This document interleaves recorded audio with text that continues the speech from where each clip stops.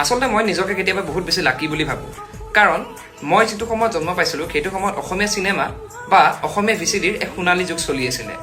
সেইকাৰণে হয়তো সৰুৰ পৰা প্ৰায়ভাগ অসমীয়া চিনেমা আৰু ভালেমান অসমীয়া ভিচিডি চাই ডাঙৰ দীঘল হ'লোঁ আৰু তাৰ মাজতেই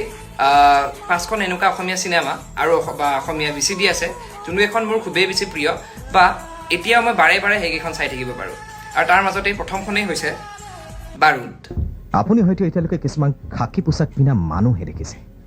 পুলিচ দেখাই নাই মই আইনৰ বেচা কিনা কৰা বেপাৰী নহয় দ্বিতীয়খনৰ নাম হৈছে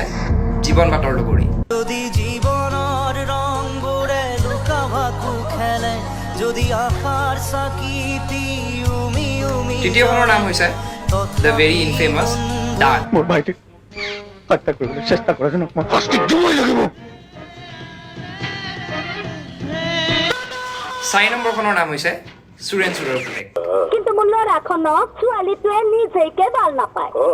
আপুনি সেইকাৰণে মোৰ ওচৰলৈ আহিছে মই ভাল পোৱা কৰি দিব লাগে আৰু 5 নম্বৰখনৰ নাম হৈছে হয়তো আমাৰ সকলোৰে ফেভৰেট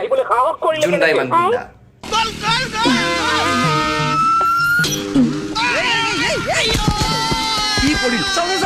তো এইকেইখন আছিলে মোৰ টপ 5 ফেভৰেট অসমীয়া চিনেমা বা ভিচিডিজ এতিয়া আপোনালোকে কমেণ্ট কৰক আপোনাৰ ফেভৰেট কি হয়